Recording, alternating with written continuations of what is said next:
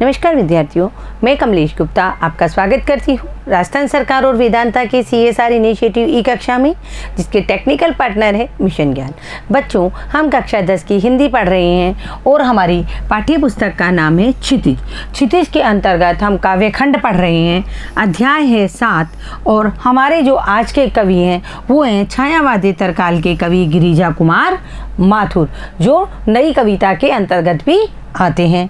और आज हम इनका परिचय पढ़ेंगे, जीवन परिचय पढ़ेंगे, इनका कृतित्व परिचय पढ़ेंगे। साथ ही इन्होंने जो अपने पाठ में लिखा है, जो हमारी क्षितिज पाठ्य पुस्तक में जो इनका लिखी हुई कविता आई है उसका हम सारांश जानेंगे। साथ ही इनकी जो ये कविता है छाया मत छूना, इसकी कुछ पंक्तियों को सप्रसंग व्याख्या हम शब्दार्थ के साथ में करेंगे। तो देखो बच्चों, सर्वप्रथम हम गिरिजा कुमार माथुर जी का परिचय जान लेते हैं। देखो बच्चों, अब तक हमने भक्ति काल के कवि पढ़े जो हमारे कोर्स में थे। सूरदास है, सूरदास के अलावा हमने रसखान पढ़ा है, मीरा पढ़ी हुई, हम कक्षा 9 से पढ़ते हुए चले आ रहे हैं। तुलसीदास को हमने पढ़ा है, तुलसीदास हमने कक्षा 10 में पढ़ा है। और उसके पश्चात हमने रीतिकाल के कवि पढ़े हैं, जैसे हमने देव को पढ़ा है, देव रीतिकाल के कवि थे।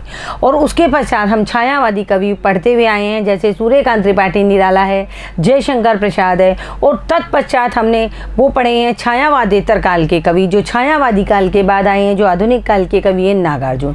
उसी प्रकार के छायावादेतर काल के गिरिजा माथुर ये कवि हैं। लेकिन ये क्या है, जो आधुनिक काल था, मैंने आपको पूर्व में भी बताया था, ये कई भागों में बट गया था। आधुनिक काल छायावाद काल में बट गया, नई कहानी, नई कविता, नए प्रयोगवाद, प्रगतिवाद, इन सब में बट गया। तो ये जो गिरिजा कुमार माथुर थे, ये छायावादेतर काल के साथ साथ नई कविता के भी कवि कहलाए। तो देखो, हम इनका जीवन परिचय जानेंगे। गिरिजा कुमार माथुर का जन्म सन 1918 में गुणा मध्य प्रदेश में हुआ। मध्य प्रदेश में गुणा एक जगह है, वहाँ इनका जन्म हुआ। लेकिन इनकी प्रारंभिक शिक्षा दीक्षा उत्तर प्रदेश झांसी में हुई। कहाँ हुई इनकी प्रारंभिक शिक्षा दीक्षा? झांसी में हुई, जो कि उत्तर प्रदेश में है। और वहाँ से इन्होंने शिक्षा ग्रहण करने के बाद MA अंग्रेजी में व LLB की उपाधि इन्होंने लखनऊ से अर्जित की। लखनऊ भी उत्तर प्रदेश की राजधानी है। तो देखो, इन्होंने झांसी से प्रारंभिक शिक्षा ग्रहण की, उसके बाद इन्होंने अंग्रेजी में MA किया। अब आप देखो बच्चों, ये हिंदी के बहुत बड़े कवि थे और इन्होंने MA अंग्रेजी में किया, यानी जो पोस्ट ग्रेजुएट डिग्री थी वो इन्होंने अंग्रेजी में ली। साथ ही इन्होंने LLB यानी एक वकील की डिग्री या लॉयर की डिग्री भी इन्होंने ली। शुरू में कुछ समय तक तो इन्होंने क्या LLB कर रखी थी, तो कुछ समय तक वकालत की। लेकिन बाद में ये आकाशवाणी और दूरदर्शन में कार्यरत हो गए। यानी आकाशवाणी, जिससे रेडियो से जो सामग्री प्रसारित होती है वो आकाशवाणी, दूरदर्शन जो आप नेशनल चैनल हमारी टीवी पर देखते हो, तो ये आकाशवाणी और दूरदर्शन में भी इन्होंने कार्य किया। और सन 1994 में इनका निधन हो गया। यानी इनका जन्म हुआ 1918 में और 1994 में इनका निधन हो गया। देखो, गिरिजा कुमार माथुर की इनकी हम कृतित्व देख रहे हैं। इनकी प्रमुख रचनाएं थी नाश और निर्माण। पहली रचना नाश और निर्माण, धूप के धान, शिला पंख चमकीले, भीतरी नदी की यात्रा। देखो बच्चों, ये जो भीतरी नदी की यात्रा थी ये काव्य संग्रह था, यानी कविता ना होके इसमें बहुत सारी कविताएं थी। जन्म कैद, ये एक नाटक था, ये एक गद्य का भाग था, जन्म कैद।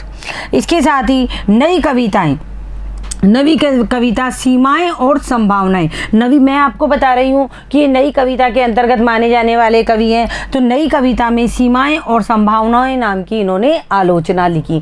देखो बच्चों, ये जो नाटक है ये और आलोचना दोनों गद्य के भाग हैं।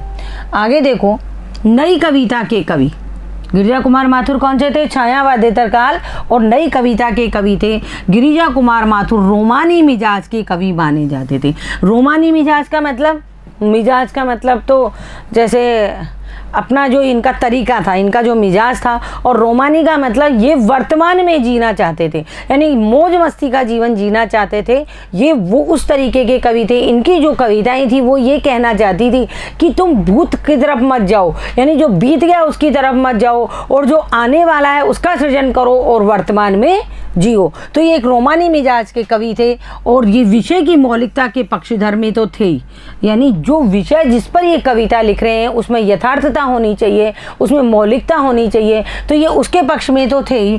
परंतु शिल्प की विलक्षणता को नज़रअंदाज करके नहीं, यानी जो शिल्प आता है काव्य के अंदर, अपन दो तरह की विशेषताएं देखते हैं काव्य की, एक तो भावगत विशेषता, दूसरी होती है शिल्पगत विशेषता।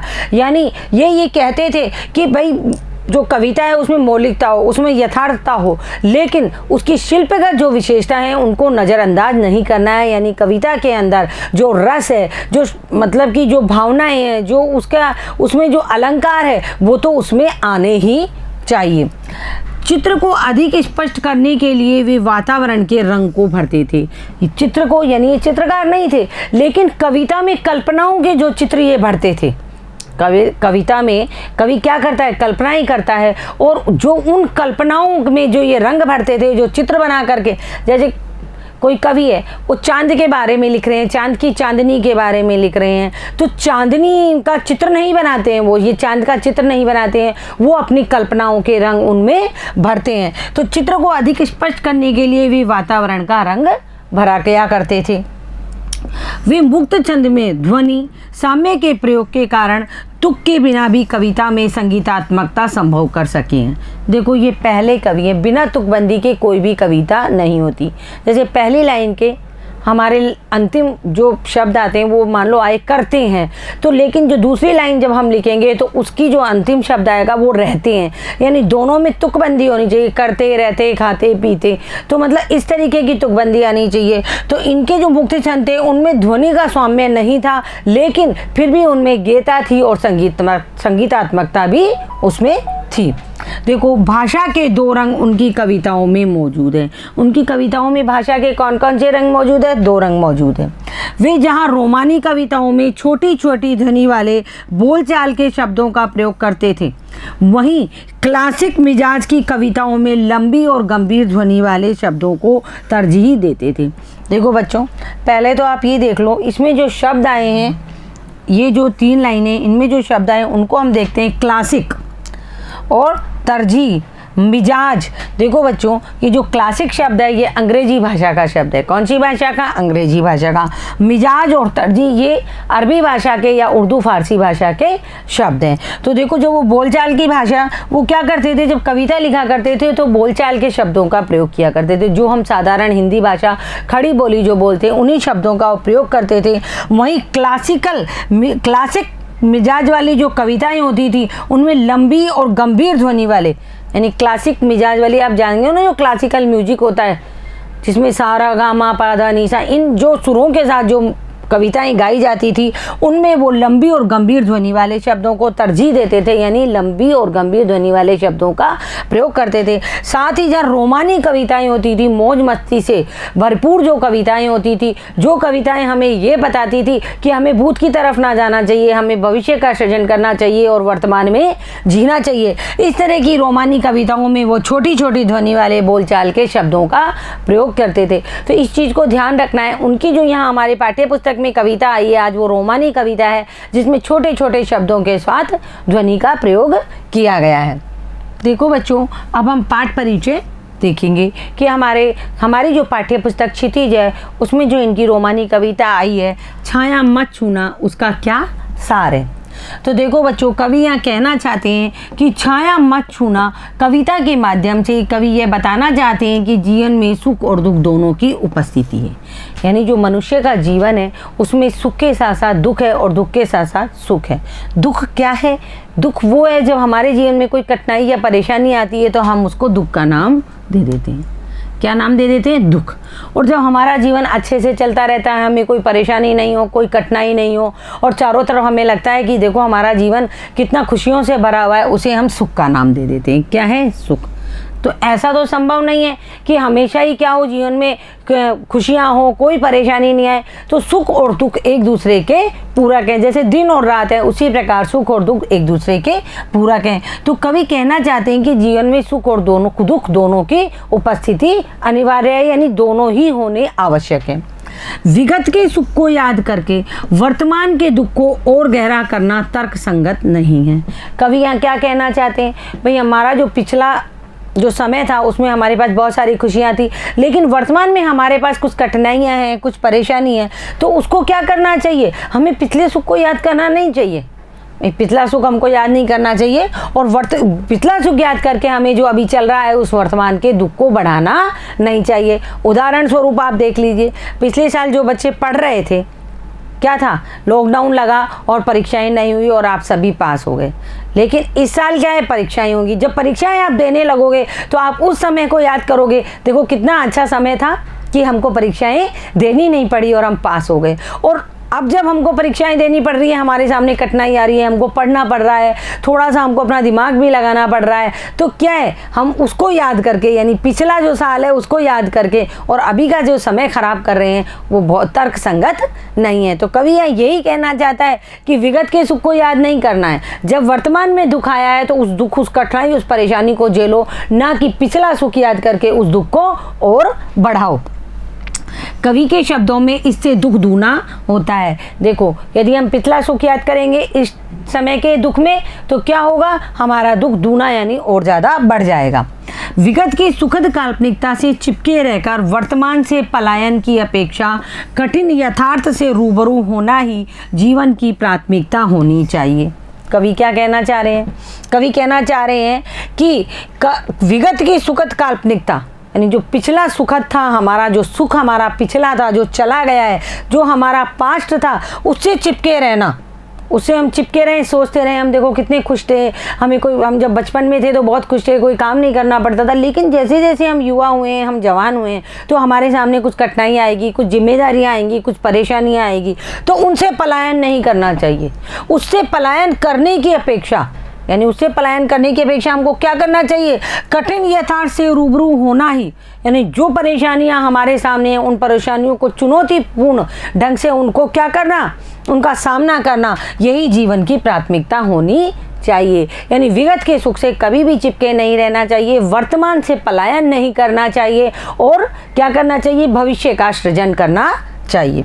अब देखो, कविता अतीत की स्मृतियों को भूल वर्तमान का सामना कर भविष्य का वर्ण करने का संदेश देती है। कविता में क्या आया है, वही बात जो मैंने आपको अभी बताई है कि अतीत की, जो हमारा पिछला अतीत था, उसकी यादें यानी स्मृतियों को भूल जाना चाहिए और वर्तमान का सामना करना चाहिए। वर्तमान में यदि हम खुश हैं, हमारे पास सुख है, हमारे पास दुख है, जैसा भी हमारा जीवन है उसका हमको सामना करना चाहिए और भविष्य का वर्ण यानी आगे आने वाली सोच रखनी चाहिए, ना कि विगत को याद करना चाहिए। जो चला गया वो वापस नहीं आएगा, लेकिन जो चल रहा है उसको अच्छे से जीना चाहिए, साथ ही जो आने वाला है उसके लिए हमको सृजन करना चाहिए, उसका स्वागत करना चाहिए। तो देखो बच्चों, ये कविता यह बताती है कि जीवन के सत्य को छोड़कर उसकी छायाओं से भ्रमित रहना जीवन की कठोर वास्तविकता से दूर रहना है। जीवन कोई बहुत सहज और सरल नहीं है, मानव जीवन बहुत मुश्किल से मिलता है। इस जीवन को अच्छे से जीना चाहिए, ना कि रो करके और अपना समय खराब करके जीना चाहिए। तो कवि ये कहता है कि जीवन के सत्य को छोड़ करके, जीवन की क्या सत्यता है, जीवन की सत्यता यह है कि यदि हमको जीवन जीना है तो हमें कठिनाइयों का सामना करना पड़ेगा। तो जीवन की सत्यता को छोड़कर उसकी छायाओं से भ्रमित रहना, यानी विगत सुख से चिपके रहना, छायाओं से भ्रमित रहना। जो सुख चला गया उसकी छाया ही बची है हमारे पास, उससे यदि हम भ्रमित रहेंगे तो जीवन की कठोर वास्तविकता से दूर रहना है, यानी जीवन की जो हमारी वास्तविकता है उससे हम दूर होते चले जाएंगे। कविता में रोमानी भावबोध की अभिव्यक्ति देखी जा सकती है। रोमानी भावबोध का मतलब यहाँ है कि जो अभी चल रहा है, जो मोह शोक का जीवन है या कठिनाई का जीवन है, जो अभी चल रहा है वर्तमान में, उसमें हमको जीना चाहिए। तो देखो बच्चों, अब हम ये कविता पढ़ेंगे, इसको हम क्या करेंगे, शब्दार्थ के साथ, प्रसंग के साथ और व्याख्या के साथ में इस कविता को दो पंक्तियों को करके पढ़ेंगे। देखो, छाया मत छूना, हमारी कविता का क्या नाम है, छाया मत छूना, यानी जो विगत में जो हमारा चला गया अतीत है उसको तुम छूना मत, उसको याद मत करना। छाया मत छूना, मन होगा दुख दूना। पहले हम इसके शब्दार्थ देखेंगे। छाया का अर्थ है परछाई या भ्रम या दुविधा, दूना का अर्थ है दुगना होना, यानी किसी चीज़ का डबल होना। तो छाया के तीन अर्थ हैं, परछाई, भ्रम और दुविधा। यदि हम छाया को छुएंगे यानी विगत चीज़ों को यदि हम याद करेंगे तो हम क्या करेंगे, परछाई को याद करेंगे या भ्रम में रह जाएंगे और दुविधा में पड़ जाएंगे। तो प्रस्तुत पद्यांश है जो कवि गिरजा कुमार माथुर द्वारा लिखित कविता छाया मत छूना से लिया गया है। इसमें कवि जीवन में सुख दुख दोनों की उपस्थिति बतलाते हैं। कवि क्या बतलाते हैं कि जीवन में सुख है तो सुख के साथ दुख भी है और दुख के साथ सुख भी है। विगत के सुखों को, विगत का मतलब यहाँ है अतीत, यानी जो हमारा पास्ट है, विगत के सुखों को याद करके वर्तमान में दुख को गहरा नहीं करना चाहिए। यदि कोई व्यक्ति दुखी है, यानी उदाहरण स्वरूप हम ले लें कि कोई व्यक्ति पहले बहुत अमीर था, बिजनेसमैन था, बहुत अमीर था, लेकिन उसके नुकसान चला गया। क्या हो गया? नुकसान चला गया और अब वह गरीब हो गया। तो क्या वो पिछले जो उसका सुख था अमीरी का, यदि वो उसको लेकर बैठा रहेगा और इस समय कोई काम नहीं करेगा तो उसको कोई खाना दाना देने नहीं आएगा। इसलिए विगत का जो सुख है उससे कभी भी चिपक करके बैठना नहीं चाहिए। वर्तमान में जो परिस्थितियां हैं उनका सामना करना चाहिए। तो कवि क्या कहते हैं? विगत के सुखों को याद करके वर्तमान के दुख को गहरा नहीं करना चाहिए। यानी कि मेरे पास तो इतनी सारी चीज़ें थी, मैं तो इतना अमीर था और अब देखो मेरा क्या हाल हो गया, ये सोच के हाथ पे हाथ रख करके नहीं बैठना चाहिए। जैसे भाव इसमें व्यक्त किए हैं, क्या किए हैं कि सुखों को याद करके वर्तमान में दुख गहरा नहीं करना चाहिए। इस तरीके के भाव हैं जो इस कविता में व्यक्त किए गए हैं। छाया मत छूना मन होगा दुख दूना। अब हम इसकी व्याख्या देखेंगे बच्चों। कवि यहाँ अपने मन को संबोधित करके क्या कह रहे हैं कि हे मन, तू कल्पनाओं के संसार में विचरण मत करना। जो हमारा अतीत है, जो हमारा पास्ट है, जो चला गया, अब वो हमारी कल्पनाओं में ही रह गया है, वो लौट के वापस नहीं आ रहा है। अगर मान लो लौट के वापस आता है, उसी तरीके का जीवन यदि हमें मिलता है तो उसमें सिमिलरिटी यानी समानता नहीं होती है। तो कवि यही कहना चाहते हैं अपने मन को संबोधित करके कि रे मन, तू कल्पनाओं के संसार में विचरण मत करना, यानी तू कल्पनाओं में मत घूमना। पिछली स्मृतियाँ तुझे भ्रमित करेगी, यानी जो पिछली तेरी यादें हैं वो तुझे भ्रमित करेगी, तुझे घुमाएंगी फिराएंगी, तेरे को वापस वहीं ले जाएंगी। कहाँ ले जाएंगी? कल्पना लोक में ले जाएगी और तू इस जीवन से परे होता चला जाएगा और उनको याद करके तेरा दुख दूना हो जाएगा। या ये जो वर्तमान तेरा चल रहा है ये वर्तमान और भी ज़्यादा खराब हो जाएगा। इसलिए तू विगत की स्मृतियों को याद मत करना। जीवन में है सुरंग सुधियाँ सुहानी, छवियों की चित्रगंध फैली मन भावनी। देखो बच्चों, इसमें हर शब्द में एक अर्थ है। देखो, सुरंग, जीवन में है सुरंग, सुरंग का मतलब है सुंदर रंगों वाली। सुधियाँ, सुधियाँ का अर्थ है स्मृतियाँ या यादें। सुहावनी, यानी सुहावनी का अर्थ है मन को अच्छी लगने वाली या भली चीज़ें जो सुहावनी लगती हैं मन को। छवियाँ, छवियाँ का यहाँ अर्थ है यादों में समाये हुए रूप और दृश्य। छवि होती है ना, मान लो हमने किसी को देखा, कोई बहुत सुंदर बच्चा है, यदि हमने उसको देखा तो बहुत देर तक हमारा मन या हम कल्पनाओं में रहता है कि वो बच्चा कितना सुंदर था। उसकी छवि है जो हमारे मन मस्तिष्क पर एकदम जम जाती है या बैठ जाती है। तो छवि क्या होती है? यादों में समाये हुए दृश्य। चित्रगंध, यानी चित्र के साथ साथ उनकी गंध का होना, यानी चित्र है जिसको हम देख रहे हैं किसी चित्र को, उसके साथ साथ हम उसकी गंध को भी अनुभव करते हैं कल्पना लोक में। फैली, फैली का अर्थ है प्रसारित। मन भाविनी, मन भावनी का मतलब है मन को अच्छी लगने वाली। तो देखो पंक्तियाँ देखो, जीवन में है सुरंग सुधियाँ सुहानी, छवियों की चित्रगंध फैली मन भावनी। हम इसकी व्याख्या देखते हैं।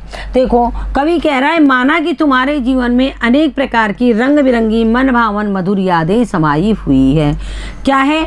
सुरंग, सुंदर रंगों वाली। सुधियाँ यानी स्मृतियाँ क्या है? सुहानी मतलब मन को अच्छी लगने वाली जो स्मृतियाँ हैं वो तुम्हारे मन में समाई हुई है। छवियों की चित्रगंध फैली मनमानी। तो यहाँ कवि क्या कह रहे हैं कि उन्हें याद करके तुम्हारे मन में न केवल मन भावन चित्र उभरते हैं बल्कि उनके साथ जुड़ी हुई मन को अच्छी लगने वाली गंध भी तुम्हारे तन मन को खुशियों से भर देती है।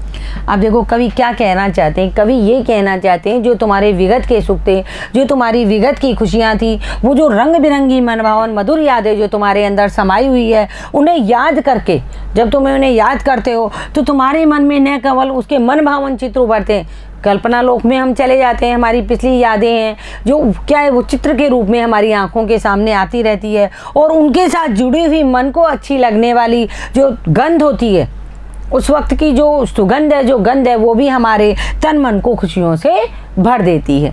आगे देखो बच्चों, सुगंध तन सुगंध शेष रही बीत गई यामिनी, कुंतल के फूलों की याद बनी चांदनी। कवि यहाँ क्या कहना चाहते हैं वो हम देखेंगे। यामिनी का अर्थ है रात, कुंतल का अर्थ है बाल, और चांदनी का अर्थ है जो चांद की चांदनी होती है। तो कवि यहाँ क्या कहना चाहते हैं, तन सुगंध शेष रही बीत गई यामिनी, यानी तुम अपनी प्रिया की यादों में जाकर के, यानी तुम अपनी प्रिया है जो तुम्हारे साथ रही है उसकी यादों में तुम जी करके उनकी तन की सुगंध को महसूस कर लेते हो। यानी कवि यहाँ ये कहना चाहते हैं कि जो प्रिय की प्रियतमा है वो चली गई है, लेकिन उसकी जो तन की सुगंध है वो यहाँ बाकी रह गई है। तो उस सुगंध को तुम उसको याद करके उसकी सुगंध को तुम महसूस करके जी रहे हो। इस प्रकार पुरानी यादों में डूबकर पूरी रात बीत जाती है। मतलब पुरानी यादें तुम याद करते रहते हो, कल्पना लोक में तुम घूमते रहते हो, अर्थात समय गुजर जाता है। तन सुगंध शेष रही बीत गई यामिनी, यानी प्रिया के तन की सुगंध शेष रही, वो तो चली गई लेकिन उसकी तन की सुगंध है जो शेष रही बीत गई यामिनी, यानी पूरी रात बीत गई। कुंतल के फूलों की याद बनी चांदनी, अर्थात समय गुजर जाता है और तुम्हें चांदनी रात को देखकर अपने प्रिया के बालों में शोभित फूलों की स्मृति हो आती है या याद हो आती है। यानी कहने का तात्पर्य यह है कि यदि हम अभी कठिनाई और परेशानियों में हैं और हम अपना बीता हुआ जो समय है उसको जब हम याद करते हैं तो उन यादों की जो स्मृतियां हैं वो हमारी कल्पना लोक में हमारे साथ साथ घूमती रहती है और पूरी रात बीत जाती है और हमें उनकी मधुर स्मृतियाँ याद रह जाती है। तो देखो बच्चों, भूल सी एक छुअन बनता हर जीवित क्षण, छाया मत छूना मन होगा दुख दूना। देखो कवि यहाँ क्या कहना चाहते हैं, छुअन का अर्थ है स्पर्श, जीवित क्षण यानी जीता जागता जो अनुभव हमें होता है उसे हम कहते हैं जीवित क्षण। तो कवि क्या कह रहे हैं, भूली सी एक छुअन बनता हर जीवित क्षण, छाया मत छूना मन होगा दुख दूना। तो कवि यहाँ कहना चाहते हैं इस तरह भूला हुआ प्रत्येक क्षण तुम्हारे सामने मानो जीवित होकर खड़ा हो जाता है। जब हम कल्पना लोक में चले जाते हैं और विगत की यादों में चले जाते हैं, विगत की स्मृतियों में, अतीत की स्मृतियों में चले जाते हैं, तो कवि कह रहा है प्रत्येक क्षण तुम्हारे सामने इस तरह लगता है मानो वो जीवित खड़ा है। यानी तुम उसी कल्पना लोक में जाकर के इस प्रकार महसूस करते हो कि तुम उस अतीत में ही जी रहे हो, परंतु फिर भी ये यादें छाया ही हैं। यानी वो कल्पना लोक है, छाया ही है। चाहे हम कितना भी ये सोच लें कि हमारा जो पिछला जीवन था वो बहुत अच्छा था, जो पिछला समय हमारा निकला वो बहुत अच्छा था, हम उसको याद करें और उसकी कल्पना लोक में चले जाएं, उसको कल्पनाओं में ले लें उसको, फिर भी ये क्या है, ये तो यादें हैं जो तो छाया ही रहेगी। यादें तो यादें ही रहती हैं, यादें कभी जीवन नहीं बनती है।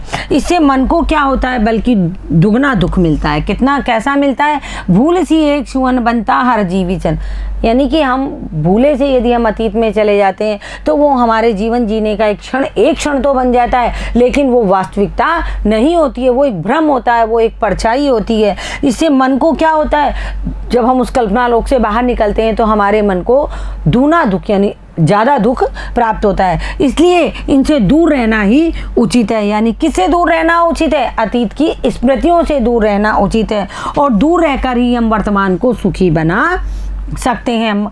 छाया मत छूना मन होगा दुख दूना, यानी जब हम इनसे दूर रहेंगे, किससे, अतीत की यादों से दूर रहेंगे, तभी हम अपने वर्तमान को सुखी और अच्छा बना पाएंगे। तो देखो बच्चों, इन पंक्तियों में जो विशेषता आई है उसको हम देखेंगे। विगत के सुखों को याद करने से वर्तमान में दुख अधिक होता है। ये बात मैं आपको शुरू से बताती आ रही हूँ कि अतीत के सुखों को यदि हम याद करेंगे, अतीत की कल्पनाओं में यदि हम चले जाएंगे और अतीत से यदि हम चिपके रहेंगे तो वर्तमान का जो समय है वो हमारे लिए अधिक दुखदायी हो जाएगा। और वर्तमान में दुख अधिक होता है, इसकी भावना इस कविता में व्यक्त हुई है। मतलब सीधी सी बात है कि विगत के सुखों को यदि हम याद करते हैं तो वर्तमान में दुख हमें अधिक प्राप्त होगा। ये भावना इस कविता में यहाँ व्यक्त हुई है। खड़ी बोली हिंदी, आपने देखा बोलचाल की भाषा के शब्द थे, यानी एक भी शब्द इसमें तद्भव नहीं था, सारे शब्द इसमें तत्सम थे। तत्सम प्रधान भाषा का प्रयोग है। कौन सी भाषा का प्रयोग है, तत्सम प्रधान भाषा का प्रयोग है। मुक्त छंद का प्रयोग हुआ है।